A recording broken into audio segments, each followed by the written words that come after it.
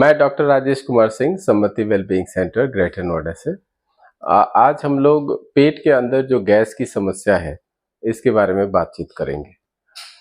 सबसे पहले ये समझना ज़रूरी है कि गैस पेट में कई बीमारियों और कई कारणों की वजह से हो सकता है। सबसे पहले जो कॉमन अंडरस्टैंडिंग है, आमतौर से लोग ऐसा समझते हैं कि एसिडिटी के कारण गैस बनता है।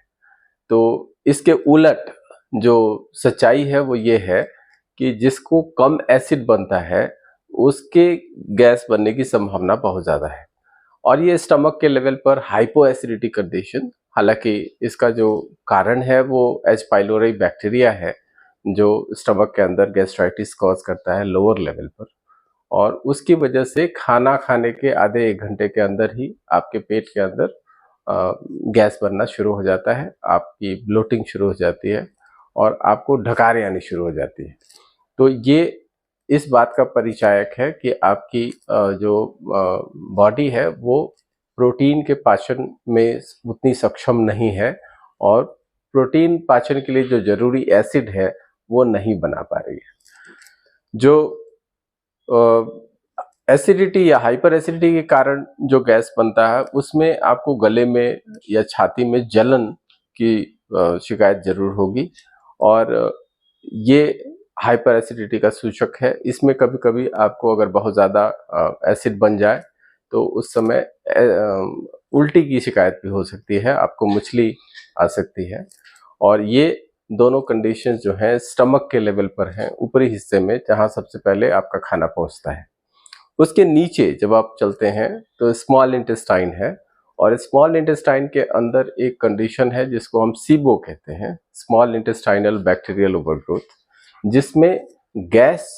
जो है 2 से 3 घंटे, खाना खाने के 2-3 घंटे के बाद आपका गैस बनना शुरू होता है, पेट फूलना शुरू होता है और फिर वो 3-4 घंटे के बाद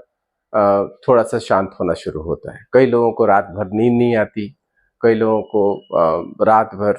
जब तक गैस पास नहीं होता है तब तक वो बेचैन महसूस करते हैं, और ये सिबो की कंडीशन हो सकती है। सिबो की कंडीशन में एक और आइडेंटिफिकेशन है, जो बेसिकली आपको कई बार पतला दस्त, बार बार टॉयलेट जाने की आपको इच्छा होगी, आप टॉयलेट की सीट पर बैठते हैं और बड़े बेचैन होते हैं, लेकिन जब थोड़ा सा पेट खाली होता है तो थोड़ा सा आपको अच्छा लगता है। तो स्मॉल इंटेस्टाइनल बैक्टीरियल ओवरग्रोथ जो कंडीशन है, इसमें खाने के 2-3 घंटे के बाद आपको गैस बनना शुरू होता है, और ये एक कॉमन आइडेंटिफिकेशन है गैस का। इसको हम आईवीएस डायरियल सिचुएशन भी कुछ लोगों में परिलक्षित करता है, जैसे कि बार बार टॉयलेट जाने की इच्छा होना या बार बार जाना, और ये एक दूसरी कंडीशन है जो स्मॉल इंटेस्टाइन की कंडीशन है। तीसरी जो कंडीशन है वो लार्ज इंटेस्टाइन की, जिसको हम बॉवल्स कहते हैं या बड़ी आंत कहते हैं। और बड़ी आंत में अगर आपको कॉन्स्टिपेशन हो रही है तो भी गैस बनता है, और ये गैस जो है थोड़ा सा तीखे स्मेल के साथ होता है। इन लोगों में जो स्टूल का कलर होता है आमतौर से थोड़ा सा गाढ़ा कलर का होता है, जैसे कि भूरा या काला कलर का हो सकता है, और इसका जो स्टूल है वो थोड़ा सा चिपकता है। पॉट में आप देखेंगे कि वो चिपकने लगता है और फैल जाता है, या फिर हार्ड हो जाता है जब वो सिलिंड्रिकल शेप में होता है, और तब जितना ज़्यादा वो हार्ड होता जाता है उतना ज़्यादा आपको स्टूल पास करने में दिक्कत होती है। तो ये कब्ज का ही एक रूप है, जब वो फैल रहा है तब भी, और जब नहीं फैल रहा है तब भी, जब वो सिलिंड्रिकल शेप में है। लेकिन एक जो उसकी कॉमन आइडेंटिफिकेशन है वो ये है कि इसमें स्मेल होगी, स्टूल का कलर जो है थोड़ा सा गाढ़े कलर का होगा, और ये जो है ये चिपकेगा, ये पॉट के साथ चिपकेगा, और इसका जो गैस निकलेगा उसमें भी स्मेल होगी, और ये smell methanogenic bacteria, methane causing bacterial situation की वजह से होती है। और एक और कंडीशन है जो काफ़ी लोगों में आजकल पाई जाती है, वो है लिवर या बिलियरी डिसऑर्डर्स का मतलब बाइल सॉल्ट्स का कम बनना, जिससे कि आपकी बॉडी फैट डाइजेस्ट करने की स्थिति में नहीं है, तो भी आपको गैस काफ़ी सारी बन सकती है पेट के अंदर और वो आपको काफ़ी बेचैन कर सकता है। लेकिन इसका आइडेंटिफिकेशन ये है कि पेट में आपको कभी तेज़ दर्द हो या ख़ास तौर से फैटी खाना खाने के बाद जब आप तली चीज़ें खा रहे हैं, तब आपको ये शिकायत ज़रूर आती है। और जब आप फैटी खाना नहीं खाते हैं, तब आप नॉर्मल महसूस करते हैं, तब कोई दिक्कत नहीं होती है। तो ये इसका मतलब ये है कि लिवर जो है आपकी बाइल जूसेस कम बना रही है, या जो गैल ब्लैडर जो है, जो पित्त की थैली है, उसके अंदर पथरी हो सकता है या कोई स्ट्रक्चरल डिफेक्ट हो सकता है, जिसकी वजह से गैस जो है आपको काफ़ी बन रही है। इस केस में जो सबसे आसान तरीका है इसको समझने का, अगर कभी भी आपको पेट में तेज़ दर्द हो और गैस साथ में ही हो, तो इसका मतलब कि हमें सबसे पहले अल्ट्रासाउंड कराना चाहिए और देखना चाहिए कि लिवर और जो गैल ब्लैडर की स्थिति है, कहीं उसमें कोई परेशानी तो नहीं है। और एक बार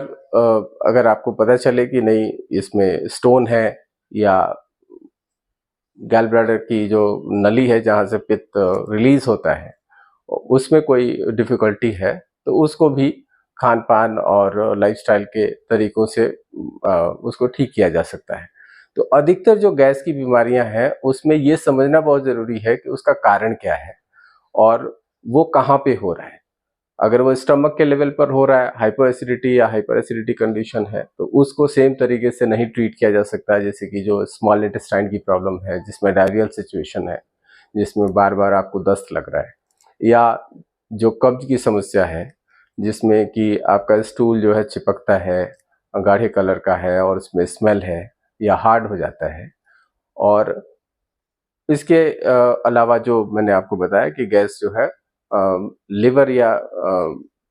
गैल ब्लैडर की सिचुएशन में भी गैस काफ़ी सारा बन सकता है और आपको काफ़ी असुविधा ये दे सकता है। तो आज के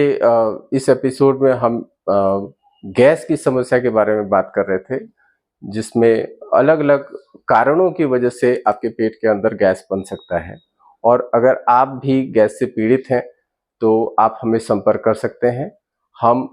उस रोग को बढ़िया तरीके से समझ के उसका निदान करके और उसका जो लॉन्ग टर्म सॉल्यूशन है कि आपको ये दोबारा परेशानी ना हो, उसको ठीक किया जा सकता है। धन्यवाद।